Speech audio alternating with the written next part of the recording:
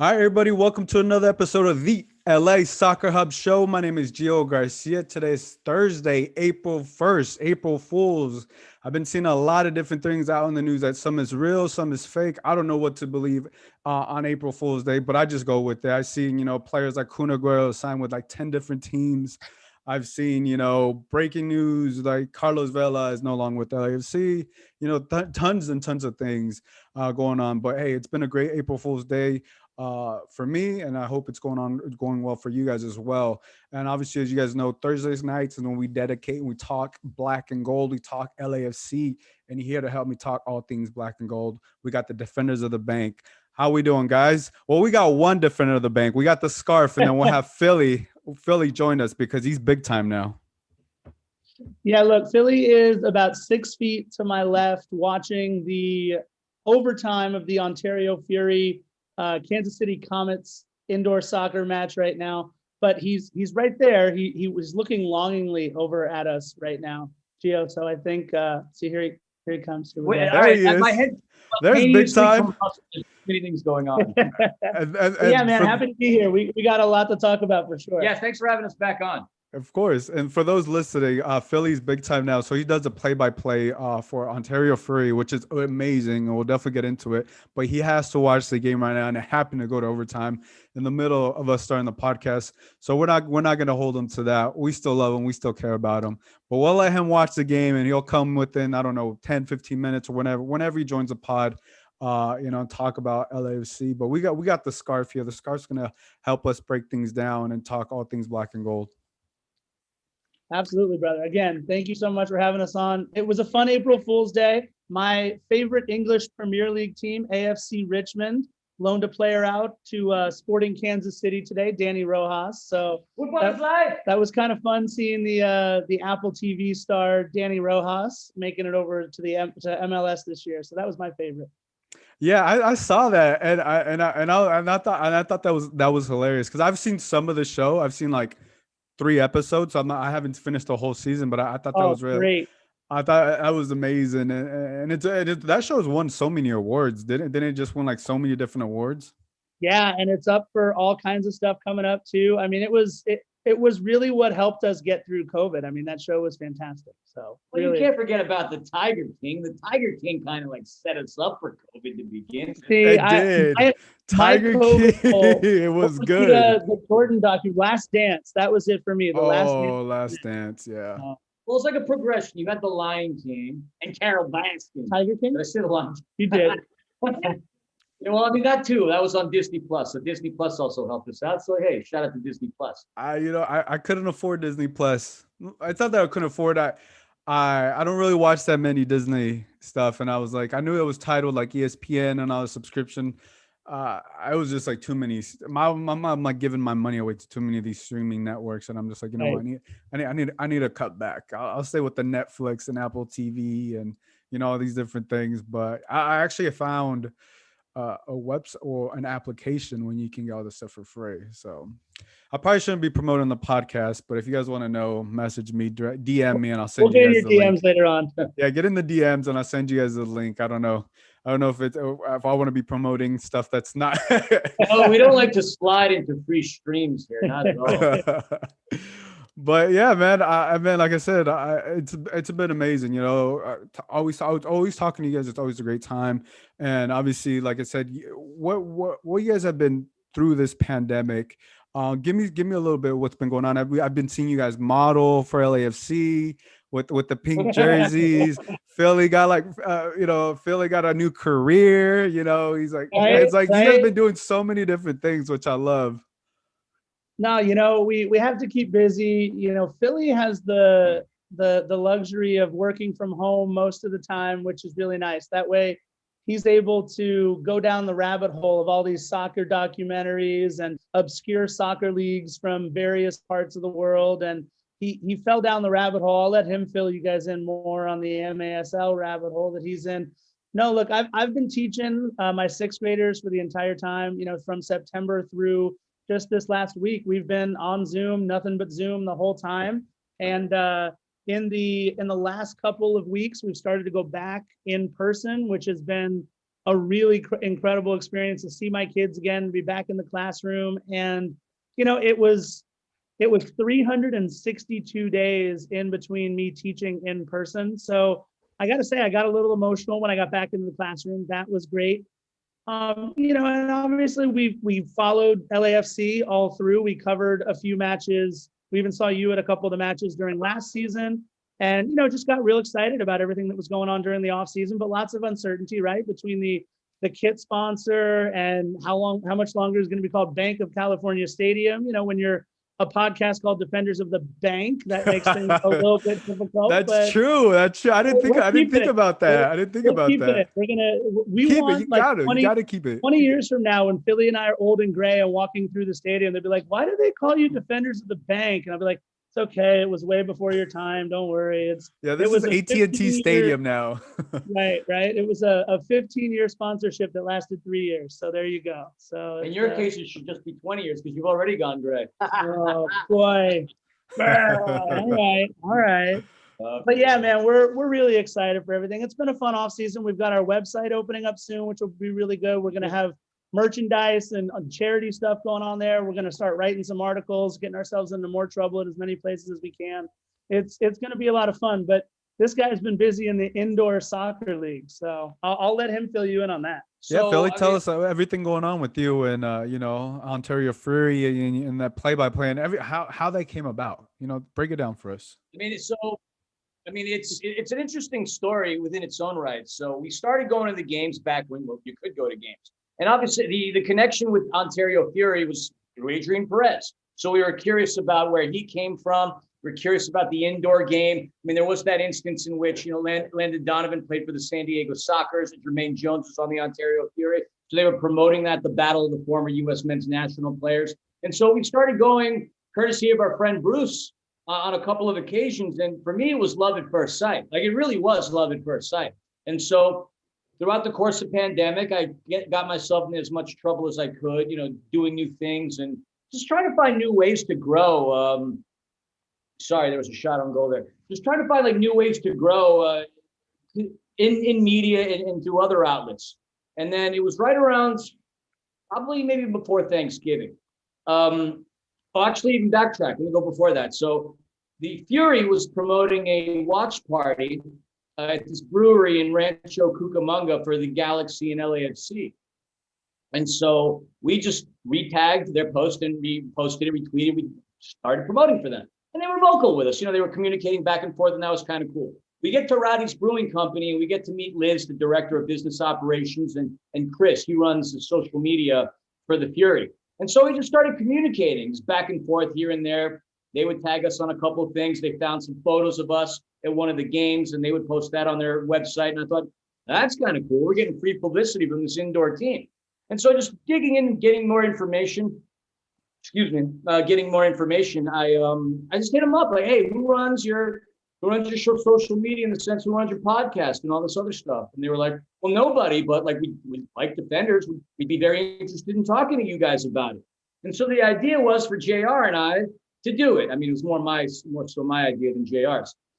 With JR, I believe it or not, I even had to pull his arm for weeks, maybe even months to get him to do Defenders. Anyway, JR couldn't do it, and I respected the fact that he's got other commitments. I have a little bit, my schedule's a bit more open. So Panda, my wife, she said, well, hey, we live together. Why don't we do it? It'd be fun, like a husband and wife team. And now we have an interesting, intriguing an angle, a husband and wife team talking about a soccer club. And so they agreed to it. We started running the podcast for them. 6 weeks into it, one of the members of the Fury asked me, hey, I love the podcast. You're entertaining, whatever terminology you used. You ever thought about doing play-by-play? And my response to that was only every minute of the day. I was born to do play-by-play. Have you heard this voice? I grew up loving guys like Dick Vitale. And we got to go, baby! Yeah! There we go. Back to LA Soccer Hub. Sorry about that. No worries, man. No worries. This is the full Philly experience. So you don't got to apologize for anything. This ear no longer works, Gio. So I'm going to be leaning in this way for the rest of the podcast. So, I love the game so much. And when they gave us the opportunity, I was all about it. And again, it was like, hey, Philly in the Scarf broadcast, we bring it to the next level. Of course, I tried to goad him as much as I could into doing it. But I respect his obligations. I'm done prodding him at this point, so it's all good. But yeah, as of right now, it's been doing it for a couple of weeks. I've called 8 matches for the Fury. I've called 3 playoff games. And what's really important is if the Fury win this series against Kansas City and the San Diego Sockers win their series against the Florida Tropics, then they would be bringing the matches to Ontario to be played at Toyota Arena, potentially with fans. And that would give me, I wouldn't be upset if it didn't give me the opportunity, but it gives me a chance of being able to call a final, which in a very short period of time has been a pretty cool thing. And it's not only the Fury that I've been happy. I've been very fortunate to where MASL, the league, has asked me to do things for them. So I interviewed before the playoffs, 8 different players, 7 different players and 1 coach from the 7 different teams in the playoffs. They had me interview the coach of the number 1 seed a couple of days ago. And throughout the course of the off season, I'm also going to be working with the league, doing things and producing content. Potentially, I'll be doing the league's official podcast, potentially. And so there's a lot of really cool things. And the point of it was, I always wanted to be in media. I always wanted to do this ever since I was a kid. And now I have my opportunity, and it all really stemmed from just us starting this podcast. Because if there was no Defenders, there would have been no opportunity like this. And I just grinded it out, man. I busted my hump to get to where I am, and I've got a long road to go. But I'm 27 months of starting this out. I'm really happy with where I've landed thus far.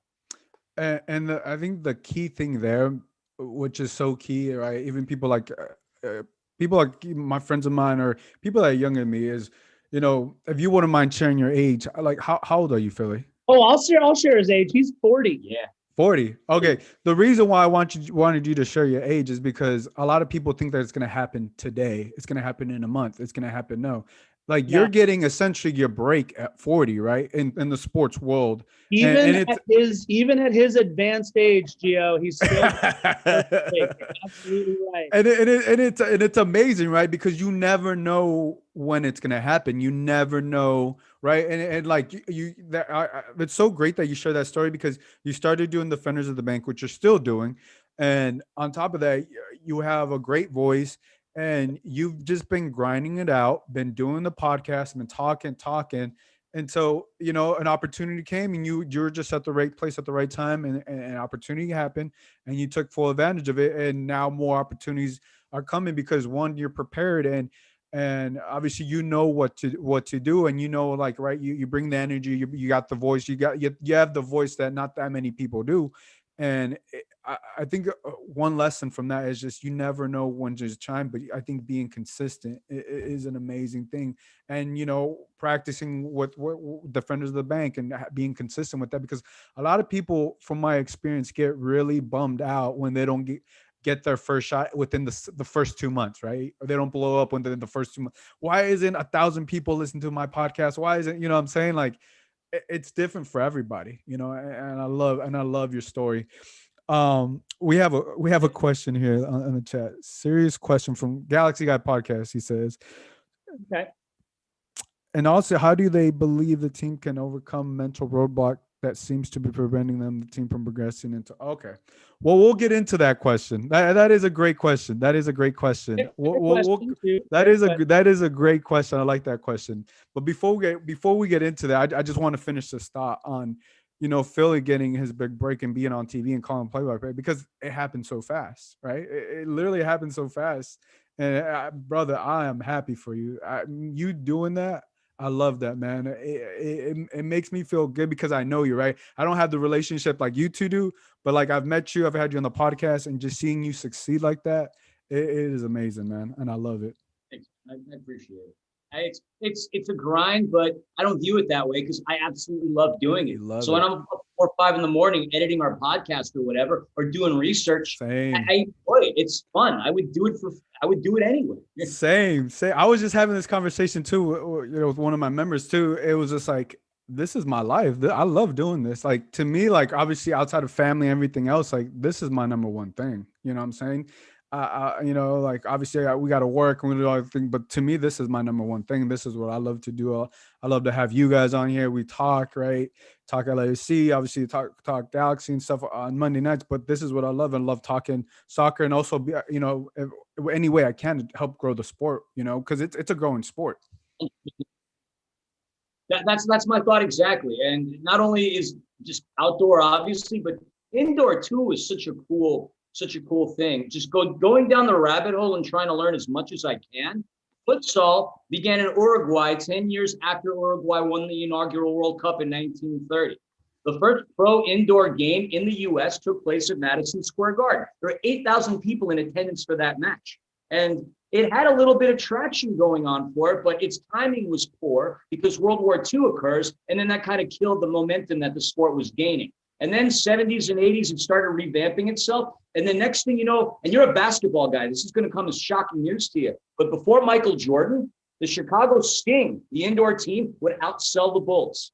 The Kansas City Kings, I do remember that. I saw that in documentary. I saw that. Yeah, and then Kansas City. So Kansas City had the Kings, right? And so they couldn't break into the market share that the indoor team, the Kansas City Comets, were doing. They were eating up all that market share. So the Kings packed up their bag of tricks and went up to Sacramento. Yeah. So, no, man, I love the knowledge, man. That you're definitely built for this. And I know we're here to talk LAFC, but let's talk a little bit of LAFC. I can go for hours on indoor.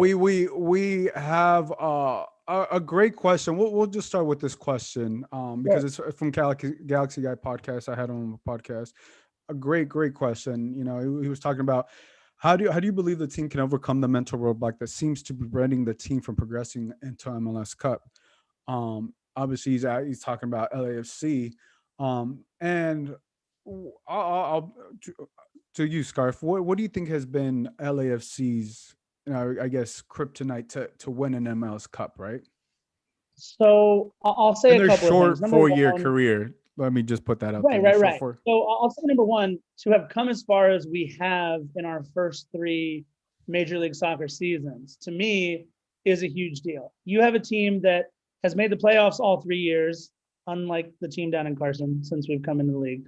You have a team that has had now legitimate expectations on it since year one, after we kind of defied a lot of expectations with 57 points and making the playoffs. But the Galaxy pod or fan or whoever that's asking that question is exactly right to ask it, because it seems like every year our biggest match of the year ends in defeat, right? But all I will say is this: 2018, it was our first playoff game.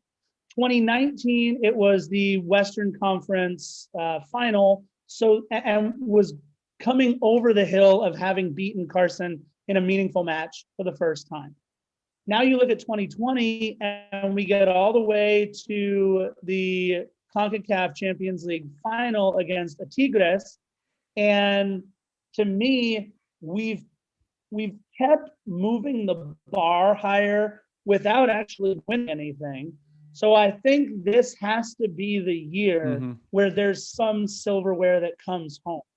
Believe me, I think the Supporters Shield is incredibly important. And if you look at most other leagues, that's the top prize, right? But that's not how it is in an American soccer league. That's not how it is in MLS. So for me, what we need to do to overcome it is honestly just get consistency as often as we can throughout the season. We have to see what's going to happen with the international break. We have to see what's going to happen with the All-Star break. We have to see what's going to happen with the Open Cup. We have so many different things that butt into our schedule that I really feel like this is the year where we have to throw all the excuses to the side. Eddie Segura said that when we had him on the podcast about a week or so ago. He said that, look, we want to win something this year, and this year is the time. This is the year where, okay, there's no such thing now as a honeymoon phase. There's no such thing as catching anybody off guard. We are the best regular season team in Major League Soccer pretty much since we've come in. It's time to shed that moniker. For years, it was Peyton Manning, right? The best regular season quarterback. And then he was able to break through that ceiling. It's got to be LAFC this year, and it's going to be because of our depth at every position.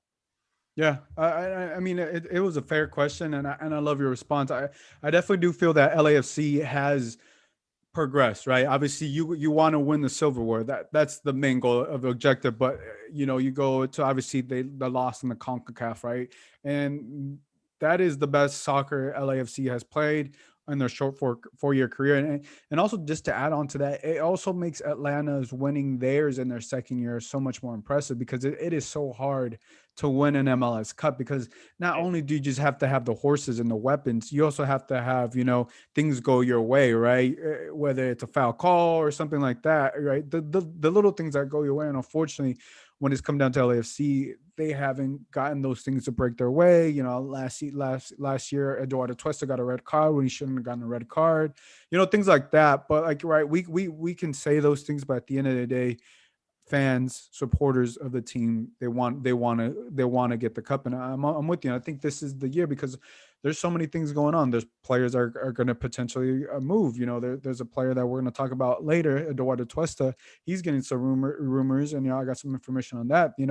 There's going to be a lot of pieces, and I do feel that this is the year because this team has been built to win every single year. Maybe not the first year necessarily to win the MLS Cup, but every year since after that. I mean, they've had a solid squad, and I don't know how long LAFC will be able to have this solid of a unit, because eventually there's just like every professional sports team, there's going to be a rebuilding year. There's literally, and you don't know when that's going to be. It could be this year, it could be next year, or, they could potentially not have a rebuilding year.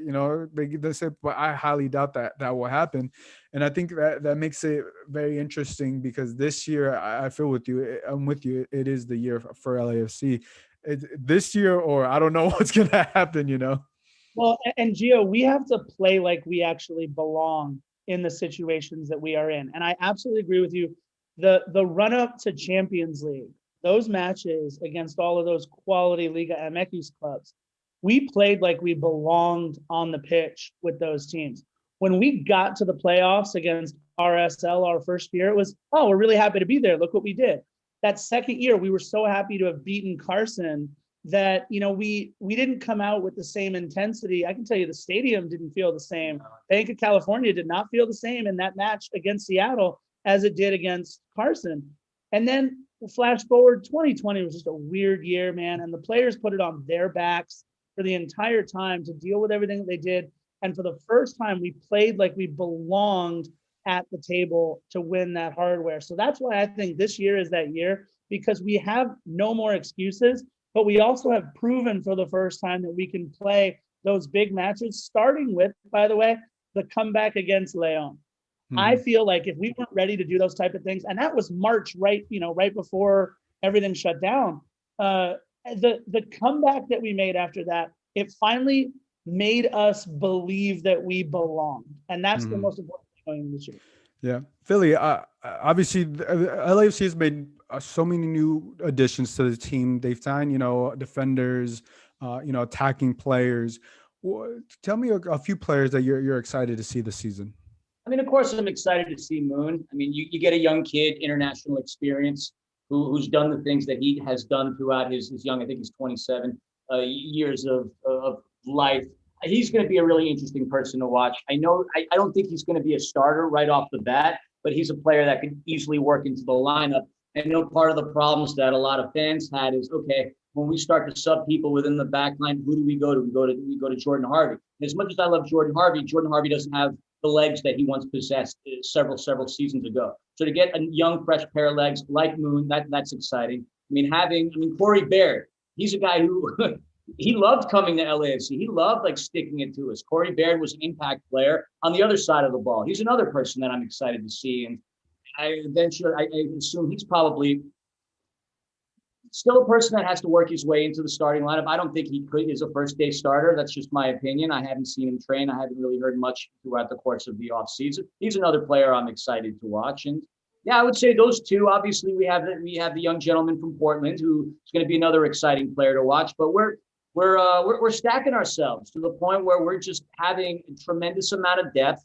in most of our positions. So if somebody gets hurt, somebody goes on international duty, somebody's sick, whatever the case may be, somebody has a red card, they can't play going forward, I don't think we're going to have as many concerns. And what most people, think, Carlos Vela is like the engine that really runs this. I think Eduard Atuesta has shown that he's more of a valuable player in the sense that we won without Carlos Vela. We didn't do very hot without Eduard Atuesta. Could he have been the difference maker in that final against Tigres? Maybe, but I would say having him healthy is a key part to what we have to look forward to going into the season. Yeah, I think that, you may hit on so many great points, and obviously Kim Moon-Wan is the player, right? To that everybody's curious about, even myself. But I think I'm just gonna push back a little bit. I think Kim Moon-Wan is a starter. The reason I say that is because I haven't seen him play. I haven't seen him play. I haven't seen any of these players play. It's just he's getting paid. He's making more than $600,000. That I'm just basing it off of that, and I think when you're paying a player more than 600,000, I don't think Tristan Blackman's paying that. What, by the way, he showed himself out. He balled out. He balled out in the CONCACAF. That's why I was surprised they went out and signed signed a right back. I was surprised that they went for a right back, but hey, that's what they want to do. They're more depth. They have more depth, but I really, really want to see what Tristan Blackman and Kim won, because that is a spot to fight for, and we know Tristan Blackman could also play center back too. So it's going to be interesting, his role. What do you think about the right back situation, Scarf? Look, I wasn't sure about why they did it either. That's the thing, right? If you ask me, we need a true sub at center back, which Tristan Blackman can certainly be. We need a true left back and right back combination, which it looks like we have now with Chiqui Palacios and Moon. But for me, the way that Blackman has to get better, and what we saw from him every single season, is he gets better by being on the pitch. He gets better by playing. And when he can get 3, 4, 5, 6, 7, 8 matches under his belt, dude looks like he's legit. I mean, look, you go back and look at that draft, he's outperforming Joao Moutinho. He's outperforming, the guy who was picked in between them, Thomas Hilliard Arce of the Galaxy, he's retired already after having been demoted down to USL. This is a guy who is going to be a contributor for somebody in MLS for the next 10 years. I'm just worried it's not going to be LAFC because we're not giving him the burn that I think he deserves. I agree. It was a little confusing to see what the backline situation became after signing Kim Moon-Hwan, but I agree that Moon would probably have to be the starter based on the bottom line, right? You're not going to pay that guy all that money to have him sit. But what happens then if maybe Moon has a bad game or Tristan subs in for some reason and plays really well? It could be something that Bob has to deal with all season. Now, I'd rather have depth than not. And with all the national team stuff that's going on, if Moon's got to go play for South Korea and whatever, I think that's exactly why we have a guy like Tristan Blackman. I just think a guy that was on the verge of breaking through with the U.S. men's national team, who only left camp because of a concussion, I think that guy wants to play. And I think what we saw, you're absolutely right, Gio, what we saw from him last season was that he deserved to play and he earned his spot. I do want to mention one other player. Philly mentioned it sort of. Corey Musovski or Danny Baird, whatever that means, whoever those two guys are going to be. To me, Danny Musovski, Corey Baird, they're going to platoon with each other. And I think we get 15 goals from Diego Rossi, 15 goals from Carlos Vela, and 15 goals from Corey Musovski, Danny Baird, whatever that player is like. And I think that's where I'm looking forward to it the most. We know we have the most high-powered offense in the league when we're clicking, and it's having that third guy who can put goals in the back of the net.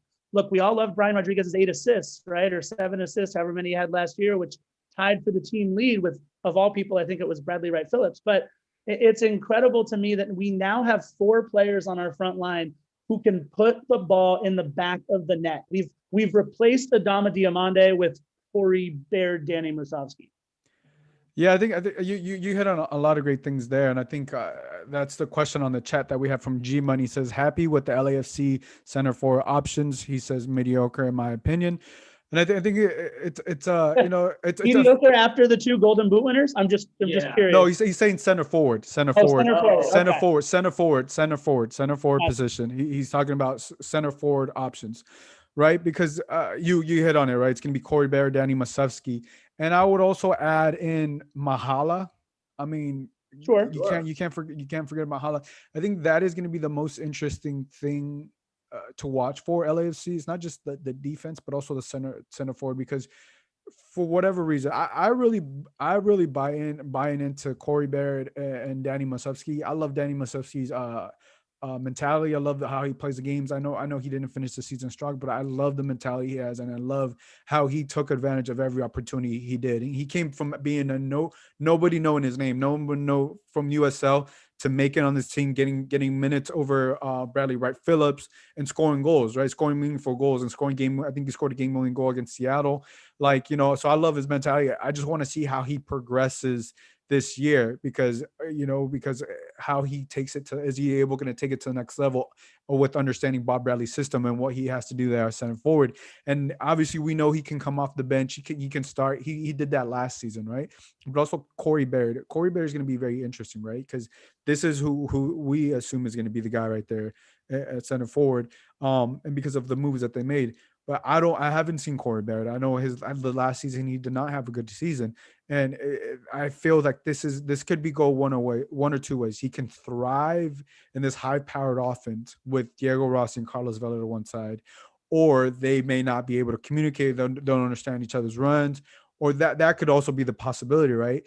And if that happens, the good thing about it is you do have depth, right? You do have Danny Musovski. You do have Mahala. There is options. So I think it's a position that is wide open. It is wide open for three guys. It's wide open. Who wants to take it, right?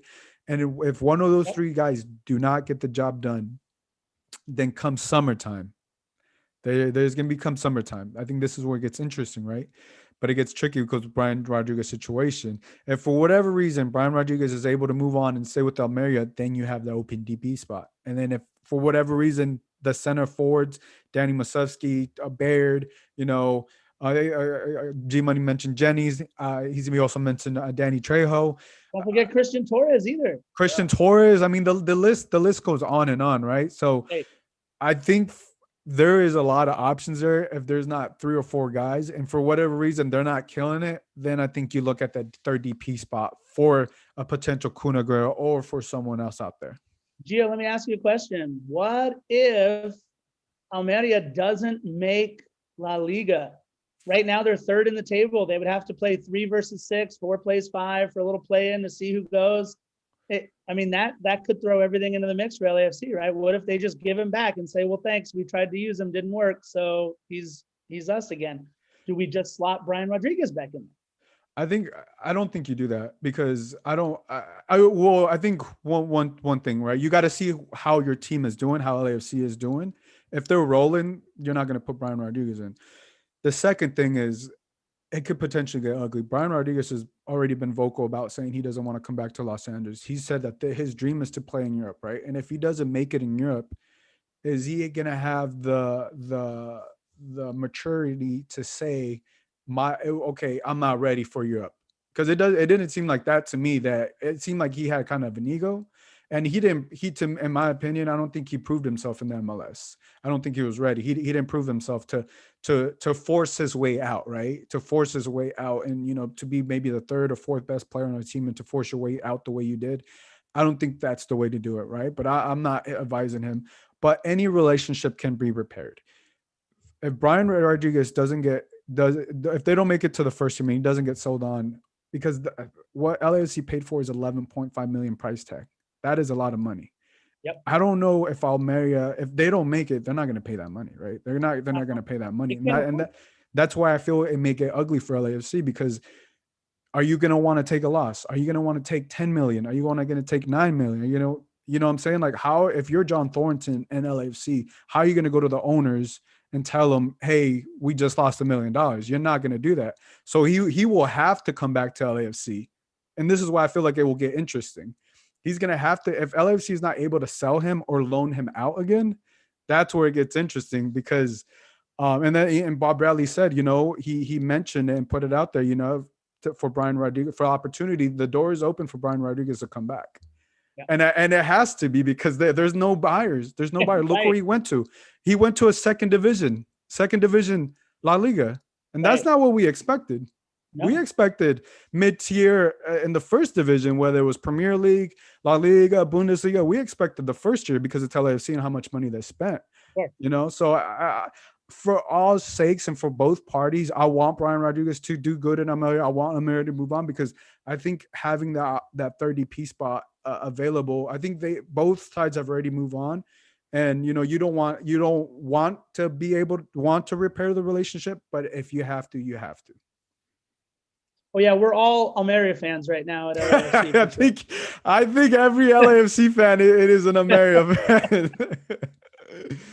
But I mean, look, I've watched so much second division La Liga this year that you would have told me I was watching Almeria against some of these other teams. I'd have said, there's no reason to watch La Liga 2. What are you talking about? Now I know which. You mentioned those free sites and everything. I found one for La Liga 2. Don't worry. I got mine. I'm ready. Yes. Yeah, no, and I obviously Gary, We Are LAFC Live, who I have on the show sometimes. He does like a Brian Rodriguez watch. He always tweets like how many minutes he played and stuff like that. He starts, he puts the money bag, right? Because every time he plays, his value is growing, and every time he gets an assist, I think he got an assist a couple games ago. But like, you want to see him do good. He wants to stay there. I think everybody wants him to stay there. You know what I'm saying? And eventually open that third DP spot, because then things get exciting this summer. Right. No, we're with you. We're with you. Yeah, G Money has another question. He said, "Who would be your starting midfield trio?" Philly, I'm gonna throw that question to you. At this point, I mean, you're gonna have Sifu without a doubt. He's gonna be there. You're gonna have Atuesta. And those are the two shoo-ins that I would say. That third spot, that third spot's up for grabs. Kay's shown some pretty good prowess during international play. That spot's obviously his, and of course you can't count out Latif. It goes between those two guarantees, and then the other ones as possible. That's my thought. Sifu for sure. You can't. Eduard Atuesta without a doubt. That shouldn't even be a topic of discussion. But now that we have all the defenders that we need, you don't need to ship Latif in the back line anymore. So now it's a battle between him and Kay for that other spot. That's my thought. Scarf, what are your thoughts on that? Man, can you imagine an LAFC lineup that doesn't have the game changer in it to start? Number 7, Latif Blessing. I know he is amazing to watch. But here's what I will say, and here's why I agree with Philly. And for some reason, man, Marc-Anthony Kaye gets a lot of flack. I don't know if anybody saw them play against, was it the Bahamas, right? Where Canada put up like almost 2 touchdowns on the Bahamas. Marc-Anthony Kaye. You would score on the Bahamas. Look, I would try. I would do my best, but I don't have my Canadian passport. I just have a Canadian tuxedo in my closet. So yeah, you wore it the other day. Get him on denim. Here's the thing. I would rather be able to bring out Latif Blessing as my 4th ace in the hole than have Latif Blessing play for 60 minutes or so and have that not be something that worked, and have Marc-Anthony Kaye adjust to coming in for the final 30 minutes or whatever it might be. Marc-Anthony Kaye has always proven to be a dependable starter, but what we see sometimes is 45, 50, 60, 75 minutes in, all right, we need to switch it up a little bit, whether it's a matchup issue or whether another team has switched formations, whatever it might be. I would rather have Marc-Anthony Kaye out there with Cifuentes and Atuesta, because I'll say it, we watched Sifu more than any other player last year. We loved what Jose Cifuentes brought to the team. He plays with a toughness that we missed ever since we didn't have guys like Steven Beitashour and Adama Diomande. There was this toughness that was missing in our lineup that, look, I love Marc-Anthony Kaye because he's the first to get into the fray after like something happens. But Sifu doesn't go down on that first touch. Sifu plays through fouls. Sifu, his job is to bring that ball up the pitch. And I got to say, what we've been seeing from LAFC in their practice footage, Sifu's putting it away top shelf too, that they showed that one today. Sifu and Atuesta for sure. And again, I'm going to agree, but not because I like the guy, but because I agree with what he said. Marc-Anthony Kaye with that third spot and Latif coming off the bench. Yeah, I think I would say it's a toss-up between, all right, I'm with you on Sifu and Atuesta. I think it's a toss-up between Marc-Anthony Kaye and Latif Blessing, right? Because both bring 2 different things. Obviously, the game changer, Latif, it looks like he doesn't run out of energy, right? And he literally can play every position, but I think the best position, or where we see him, I see him be the best at is that midfield. And I think that's where he feels the most comfortable. And I think that's where you want to have him, right? And I don't know how much longer you'll have Latif Blessing. There's been speculation out there last season that that there was some family stuff and that he potentially wanted to move to a different team and stuff like that. I think the window's closing down on Latif Blessing potential be here, and I think he views himself as a starter, and so does Mark Anthony Kane. So I feel like every person on this team does. I think Mark Anthony Kane has Bob Bradley's trust. He has Bob Bradley's trust. Blessing on the other side just brings in so many different things I don't think Mark Anthony Kane can do talent-wise, just talent-wise, but effort-wise, Mark Anthony Kane is there. And I don't think Latif Blessing has as strong as a relation. This is just an assumption. I don't know this to be true. As a strong relationship with Bob Bradley that Mark Anthony Kane does. That's so that may play a factor. But if I had to choose one, I would go with Latif Blessing. I just love what he can do, and he can go 90 minutes. But you can't go wrong from either option. I think the good thing is that that's where we've known LAFC to always be to have the most depth, right? The strongest depth. And when you think of LAFC, you don't really think of LAFC being weak in the middle, right? As long as Atuesta is there, right? As long as you're able to have Atuesta. So whoever is within those right between Blessing or Mark Anthony Kane, I don't think you're really going to be like, oh, okay, because one of those guys is coming off the bench, right? And that you have that as a weapon to come off the bench. It's not a bad option. It's not a bad option. So and I feel like Atuesta is our only true center mid that we have on the team, though. So that's one thing I would want to watch out for. But I know Corey Baird can play a little bit of midfield, all different. He's like our Swiss Army knife, right? Apparently he can play all 3 forward positions, all 3 midfield positions.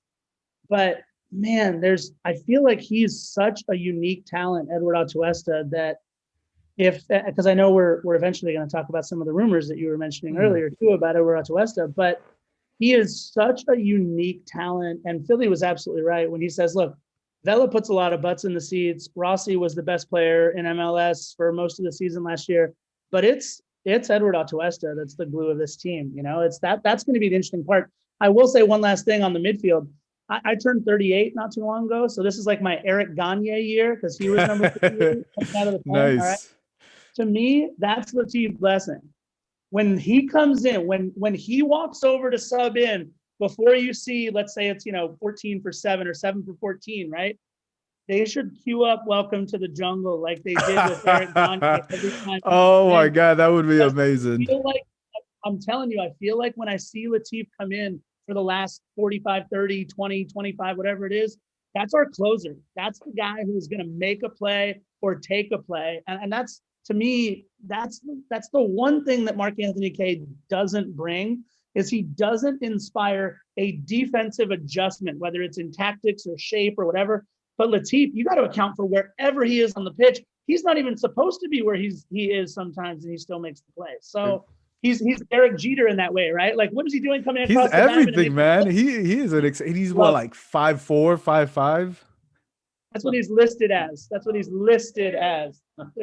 not wearing those Skechers. But at the same time, not only does he contribute that way on the field, if and when we do get to fill the bank, that electrifies the crowd as well. You're thinking right now, a closely contested game, 75 minutes in, not that much longer to go. Do you get out of your seat?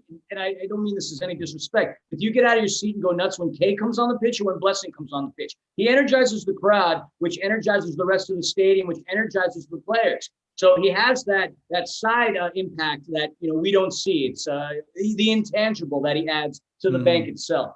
Yeah, he definitely has a swagger, and obviously him dance and everything. But yeah, I mean, and I think that's what you want, right? If you're LAFC, you want competition throughout, from the defense, the midfield, and obviously up top, in which they do this year, and they have a lot of depth, which is really exciting, to see. And obviously, you were talking about Eduard Atuesta, right? Obviously, today there was rumors. It was not an April Fool's thing. I know Kevin Baxter had tweeted it. I've been hearing the same thing. So there's been a rumor or speculation, whatever you want to call it, that links Eduard Atuesta to Palmeiras, who's a Brazilian club. They went to the FIFA World Cup games or championship, or and I think they also lost to Tigres. And when I first heard about this, I was like, you know what? this doesn't really make sense. I don't really see Eduard Atuesta going there. So today, I don't know. I've been getting contacted, hit up from just different places. So I ended up reaching out to LAFC. They declined to comment. They declined to comment. They didn't want to talk about the situation, or they don't want to talk. No comment, right? So that's just one or two things. To me, it just told me, okay, maybe there is some truth to this, or maybe the number is wrong. You know what I'm saying? Because I think 4 million, because that's what it was. It was, I think it was speculated that they offered, or the LUC wants around $4 million, which, I don't think that's the right number. But I think that we do know there is interest from Palmeiras. But is there interest from LAFC? So what's been communicated to me, because I was always under the impression that any LAFC player, and I don't know if you guys saw this or saw it the same way, but the move was always to go to Europe. That was the impression I was under. Sure. That 100%. whether, LAFC, gets a player, whether it's Eduard Atuesta, Diego Rossi, the move is to Europe. So what's been communicated to me is that if a situation, any player, not just Atuesta, if it makes sense for the player and it makes sense for LAFC, Europe is not only the number one option. They're open to other options, and that's what I found interesting. Because when that was communicated over to me, that made me think, okay, this Eduardo Atuesta to Palmeiras, there is a possibility. Now, Palmeiras is going to have to pay some money because it's not $4 million. And I don't know, right? I don't know how much money Palmeiras has, but it's not going to be $4 million. And it also makes it really interesting because the start of the season is going to start in 2 weeks, right? It's going to for MLS, it's going to start in 2 weeks. So is this a move? This is just what I'm thinking aloud. Is this a move that happens now, or is this a move that's going to happen in the summer? You know what I'm saying? I don't know how a Palmeiras, how desperate they are, but I know they're also looking for a forward as well. So that's as far as I know. That's as much as information they gave me. So, Eduardo Atuesta to Palmeiras, LAFC players to any club that makes sense for the player and makes sense for the club is what's been communicated to me. Is it's open out there. So it's not just straight Europe, from LAFC to Europe, which makes it interesting. Sure.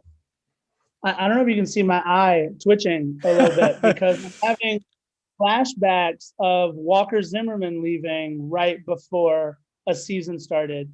And I don't know about you, but I know Philly felt, we went months without feeling like we had replaced the void because of how singular of a talent Walker was with us in our formation for Bob, all of those things. Plus, he was also damn good, right? He's always on all the lists of top defenders, top U.S. men's national team players in MLS, like all those things, right? Like there's a reason why Walker Zimmerman is as valued as he is by everybody else around here. It was a move that put our team on tilt, right? For the majority of the first half until really we felt like Jesus David Murillo was the guy who replaces Walker. We thought Dayon did a wonderful job for as long as he could, but he's not the guy to replace the guy. For me, Atuesta is even more of a gaping hole. Just named best defensive midfield on MLSsoccer.com, best defensive midfielder in the league. He's got so many different attributes, like we have already said, that he does uniquely well, especially in the 4-3-3 that Bob likes to run. I think the move might make sense. You mentioned the two things, right? Makes sense for the player, makes sense for LAFC. If we're only talking that making sense for LAFC is that the dollar signs match up to what we think, then I think LAFC would move a guy like Atuesta, absolutely.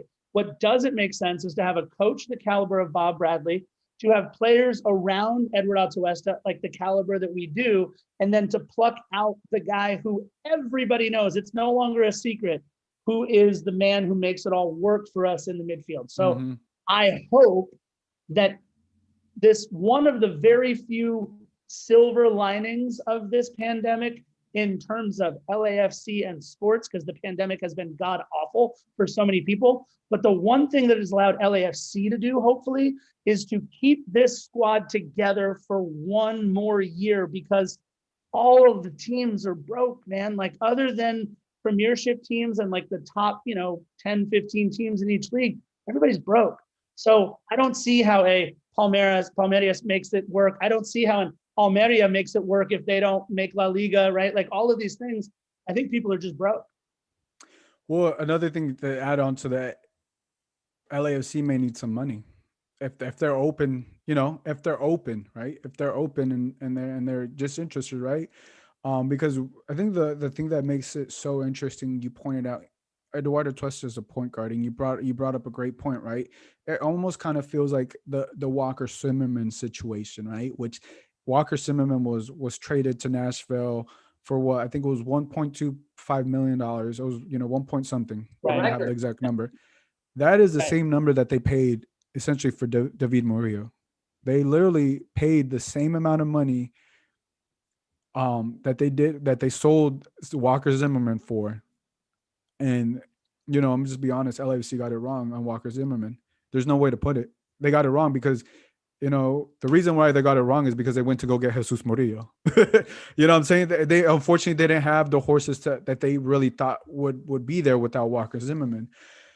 Now, if you're going to tell me you could kind of see the same story happening again. And to your point, Eduard Atuesta is an even more valuable player to LAFC than Walker Zimmerman was to the defense. That's how I feel. And this happens, if this were to happen within the next 2 weeks or whatever, then it makes it really tough because instead of having Latif Blessing, which we're talking about, or Marc-Anthony Kaye come off the bench, those guys are your starters now. Who's coming off your bench? And we saw what happened. Against Tigres when the midfield gassed out and they didn't have Eduard Atuesta there. You can't replace Eduard Atuesta. So you cannot replace Eduard Atuesta. And if this happens and it's similar along the lines of a Walker Zimmerman, I think this is a move, unless Eduard Atuesta is like, you know what, I want to go back. I want to go to South America. And this is something he's demanding, which I don't sense. I feel like Eduard Atuesta is the type of player that deserves that in this LAFC team, but I don't sense that from him.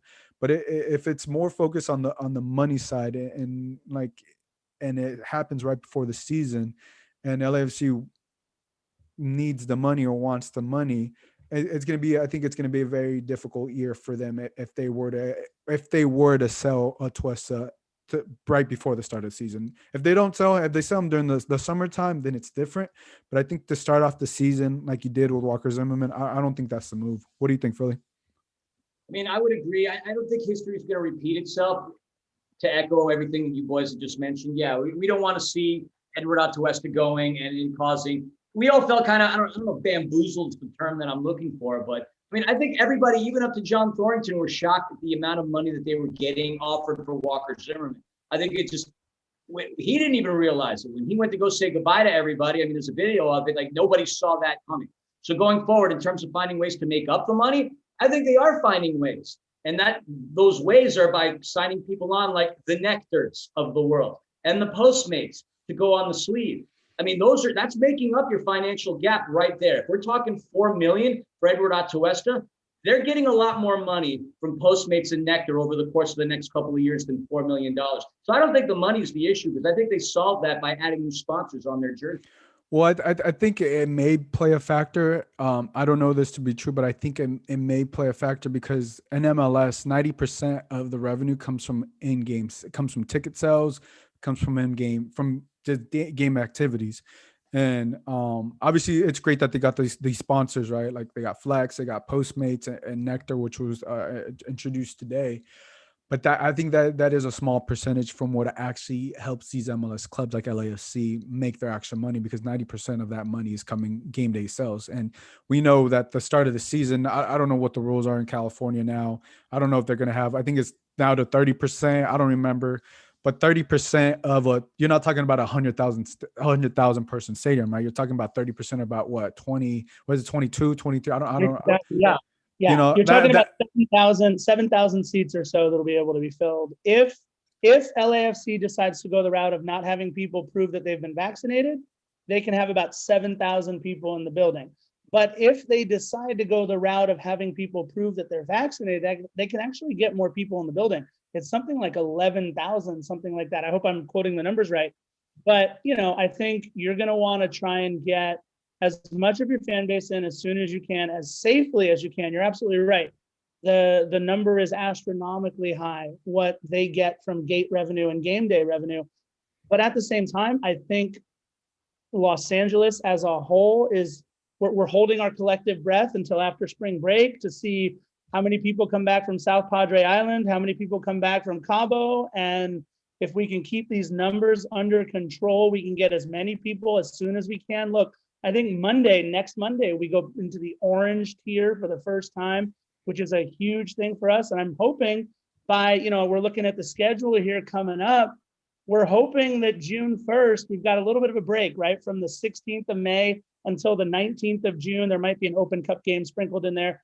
But in that month break, if we can get LA into the yellow tier or maybe even out of it, then we can get a full or as full as we can Banc of California Stadium for the remainder of, I think we've got 12 more home matches. I think that's the best case scenario. Yeah. Yeah, and we all hope for that. And we hope that it's because games are nothing without fans. Just point blank, it's different atmosphere. It's different. And it's time to have fans as safely, as we can. And it looks like we're going that direction. Just to quickly go back real quick. I know we talked about LAFC's sponsors and their jerseys. Give me you guys' thoughts, because there's been a lot of mixed emotions. Some people love it. Some people hate it. I really see a lot of LAFC fans divided between this. Obviously some of the things I've heard is seen that the flex sponsor is too big. The Postmates, there's too much sponsorship on there. What are you guys' overall thoughts on this? You want Sergio Aguero? You want that? Then you got to deal with that. There we go. On the jersey, because of the fact that it's cool. No, power tools. I mean, there's so many negative directions you could go with making fun of the team in that direction. But the best part is, but why can't we put YouTube back? How much animosity we catch just off of YouTube TV by itself? It's a never-ending cycle. The reason why they're there is because they offered the most this. And if you want the players that you want, then you need this. Because we had the year that we had, you need more of this. So whatever Flex paid, it's either online with or more than YouTube TV. And I don't care if it says Mickey Mouse on the jersey. That's not what matters. It's what's above the heart. Again, you want money. These are things that you have to do. Premier League teams do them. Liga MX teams do them all over everywhere. I was going to say, right? These same people that are complaining, they're the Chivas or the America fans or the whatever team. Look at the back of your kits. It's like 15 different sponsors, and everybody understands why. That's what keeps the wheels greased. Now, look, if you want to see a large 4-letter word sponsor on the front of a jersey, go check out our friends down the road at FC Broccoli over there in Austin. Yeti is massive. Yeah. Yeti is a 4-letter word that is all the way out, all the way up, all the way top to bottom. We love our friend Al. He had nothing to do with the sponsorship. However, over at FC Broccoli there in Austin, they don't think the Yeti is too big on the front of the kit, and it's bigger than Flex is. I am not loving that it says Power Tools on the bottom for sure. But from what I hear, right, is it the first 3 years it'll say Power Tools, yes, and then it comes off after that. It's just Flex after that, right? And look, it also corresponds with a huge push that Flex is making. They're the official power tool of, is it Kohl's or one of the Lowe's? That's Lowe's. Thank you. Lowe's, yeah, they're the official power tool of Lowe's. They're trying to replace Craftsman in the market because Sears is no longer in existence or whatever, right? Like, I get it all. At the end of the day, I want to say this. That tan linen, whatever the color is, kit, the authentic version, it feels beautiful. Did you get one? Nice. Did you guys get one? And, yeah, absolutely. Deliver here tomorrow. Wait, tomorrow's Friday, right? I was going to say where it's at. I was hoping you guys would wear it. I know. We got ours on delivery for sure. But here's the thing. Postmates delivering it? Postmates, yeah, right? Postmates. There you go. But the second that Carlos Vela scores his first of the season wearing that flex on the front, no one's going to care. All of a sudden, the laundry doesn't matter. It's the crest that matters more than anything else. It's the team on the pitch that matters more than anything else.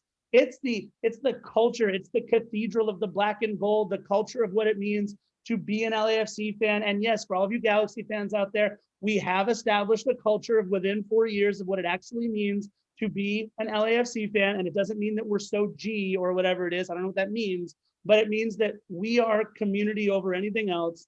And it means more to see the crest here than any sponsor. But it is kind of funny that you have people saying, "Wow, I kind of miss YouTube all of a sudden." Yeah, I mean, how many complaints? Oh, it is because people are like, "Are you a YouTuber? Are you a YouTuber? Do you do Right? YouTube? Do you work for YouTube?" I think a lot of our fans liked being mistaken for like Ninja or whatever, like Minecraft YouTubers are out there, or whatever. Like, oh, do you work for YouTube? Yeah. Dude, I would get hell wearing a Manchester United jersey because it has the Chevrolet on it. Most people would be like, "Oh, so you like NASCAR?" No, it's not NASCAR.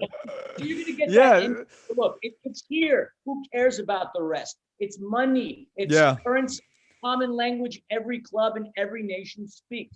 If you want to do well, you need money. All right. There is no money ball here. There's no Oakland Athletics that are going to win the MLS. I don't know. Maybe there is, but that's just the probability of it is just not likely.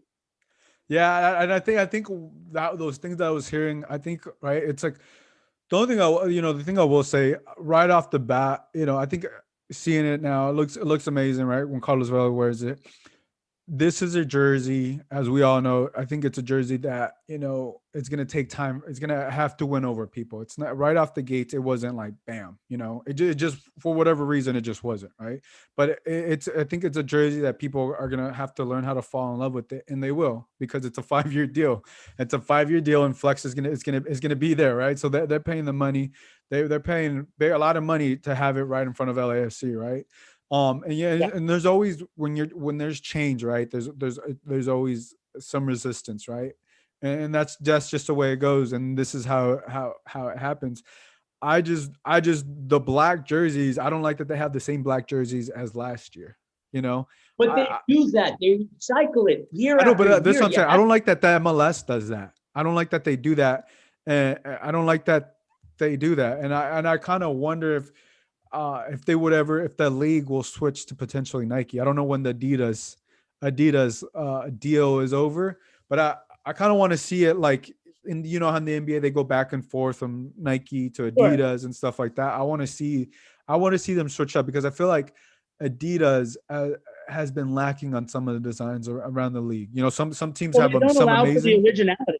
Yeah, you're absolutely right. They don't allow for the originality. Look, you're talking to a Nike guy, first of all, so I'm all about it. This guy here, it's a 3-stripe life for him for sure. But I have both, man. But I think it's time for a new look. It's time for a new logo sponsor, new. Well, that just means logo. He's going to be able to put more in his closet in his kit collection. So I mean, I agree. Of course, I'll always buy the jersey regardless. But I agree with you. But I think what should happen. So in the Premier League, each team has the ability to choose whoever their sponsor is. It could be New Balance, it could be Warrior, it could be Adidas, it could be Nike. It would be kind of cool if the MLS would allow that, but of course there's a lot of other things. No, they want all the money to themselves. They're never gonna let that go. There's too much money.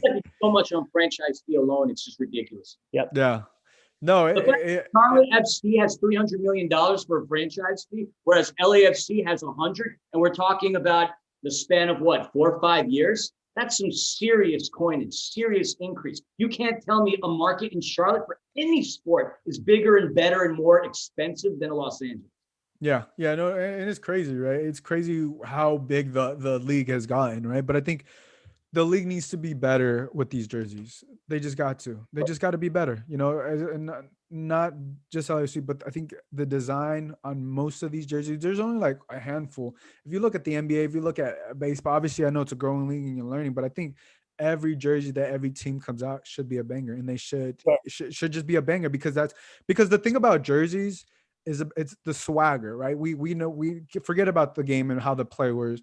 The thing about the jerseys and fans buying it's the swagger that you get to wear. Hey, I rep this team. Look how sick this jersey is. Look how many people from Europe wear all these different jerseys, right? I think that's what the MLS is missing. Some teams have the swagger in the jerseys, others don't, but I think the league should emphasize that more, because these jerseys are these are a piece of artwork that people want to wear. Well, and I will say one other thing. Rich over at LAFC has said this one line ever since Flex was announced as a sponsor. He said it's going to be far more than a kit sponsor, our relationship with Flex. So I'm really interested to see what that means for the club. Because for YouTube, it wasn't that, right? It was just, hey, look, this is where you're going to have to watch the team. This is who some of our owners are. So it was just a sponsorship on the front of the kit. But I'm interested to see where the team takes this flex sponsorship and what they're able to do with it in the community, or having it become something more than a kit sponsor. Yeah. So that'll be another key piece. I think at the end of this 5-year deal, we're going to look back on it a lot more differently than, oh yeah, we just changed from a Chevy logo to an Aon logo or to a whatever it might be, right? So it'll be really interesting to see. Yeah, and just to add on to that, if Flex goes into the community and hooks people up with tools, right? You know, they hook or them helps up with build tools. houses with tools or what, right? Like absolutely, totally. You're gonna win the fan base is over. Yeah, unfortunately, they can't do that now because of COVID. But if it is more than just just being a sponsor on there, I mean, Flex is gonna win over the people. And if you're Flex, this is what you want, right? People downing you, right? You know, you don't want us, but wait till we do what we do for you, and eventually win you over. Because, you know, I've also heard Rich say that. So, you know, I'm definitely looking forward to that. One last thing I had for you guys. I know we've already kind of gone over here. All right, we got 2 preseason games. What do you guys want to see from these guys from LAFC, right?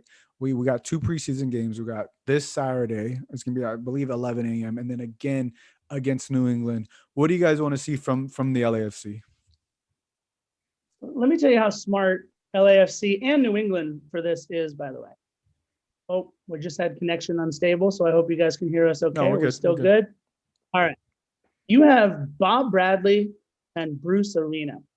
And if you tell me those 2 guys aren't going out for drinks or whatever before or after the match to discuss, all right, what are you going to try to work on? Well, here's what I'm going to, okay, well, what are you going to try to work on? That first preseason match is going to be 2 chess champions just kind of playing the game with each other, right? Like, we're going to see different combinations of players. We're going to see different formations. We might see different offensive and defensive tactics. I don't put any stock in what goes on Saturday's preseason game here on the 3rd. However, that 1 week later, you get to give those 2 guys a week to prep for each other for the last meaningful on-pitch minutes that are competitive, right? Because you're not competing the same way in an inter-squad match. I don't care that it was 4-4. Or, you know, I was surprised. I was totally wrong. I said no matter what, I guarantee you in that first match, LAFC is going to win. Turns out LAFC didn't win. We tied. So I was wrong on that first match. Scarfstradamus is already wrong to start the season. Looks like we're back in 2024, baby. Very exciting. But I think the first match, what I expect to see is everybody playing. I expect to see 20 minutes from these guys, 45 minutes from these guys. Maybe it's a full line change, a full 11 off and 11 back on. So it's going to be a lot of fun. But the second match, that one on the 10th, that's the one that I'm looking forward to, because that's where you're going to see Bob start to put things into place for Austin a week later. Yeah. Philly, what do you want to see?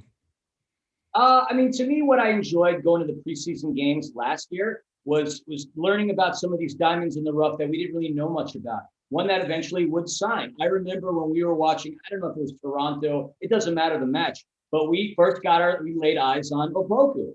And originally we thought, oh, this is a dude from NYC, Kwadwo Poku. We're like, hey, they misspelled his name. He said Kwadwo Opoku. Oh. So we really thought it was the NYCFC player. We did. He's in Gibraltar right now. That dude was massive. We were like, hey, the dude shrunk. But watching him, we didn't know who he was. Obviously, there was no story. There was no like media guidelines, no anything on him. And getting to watch him play, he stuck out right off the bat and was like, this is an interesting player. So I'm looking forward to seeing if hopefully we're in there. Looking forward to seeing somebody like that just kind of pop up out of nowhere and onto our radar. Opoku's story is fantastic. How he landed a contract is an amazing piece of an amazing tale of perseverance within its own right. So I'm looking forward to seeing that. And then, seeing guys like CC and Danny and some of the players that if they do make the roster or go to Las Vegas, I just want to see players that I haven't seen play. I don't put much stock into the match. I mean, I watched New England play the Galaxy the other day, and the biggest takeaway I got from that was I'm really happy Tommy McNamara scored. That's it. I mean, it's pretty. They're still trying to figure things out. But to me, I just want to see that young, unproven guy who's fighting for a roster spot that comes out of nowhere and just makes his way onto our radar. Look, I got 2 other quick words for you. Danny Trejo. I'm so excited for this kid. If you go back on our timeline, there was some prediction by some podcast host it was me. I actually predicted that we would draft Danny Trejo before I like that. I said, Danny's the guy. This is the guy you have to watch out for. I am as big of a fan of this kid. Look, here's what I will say to all of your listeners and watchers out there. There's a great ESPN documentary about the city of Mendota and their football team from like 2013 or 14. That's Really? the same city that Dan Trejo comes from. That's the same city, the same people, the same work ethic. I am so excited that we have this kid, Danny Trejo, on the team. He could be the one, by the way, that takes minutes away from maybe Musovski and Baird and Torres and Mahala and all these guys. But moreover, I can't imagine how much fun it's going to be to go sit in a kiddie pool, pet a llama, take a $2 tequila shot, and watch Danny Trejo and the rest of the guys. Las Vegas Lights. He doesn't make the first roster for us. He's going to the Lights, and I'm going to go see him play as often as I safely can. And I got to ask you something. So he did pick Danny Trejo. I picked the kid from Indiana who got drafted maybe 2 picks before him. Correct. But if there was an LMU guy, I guarantee you would have tried to pick him. No, I'm saying I did my research. Danny Trejo.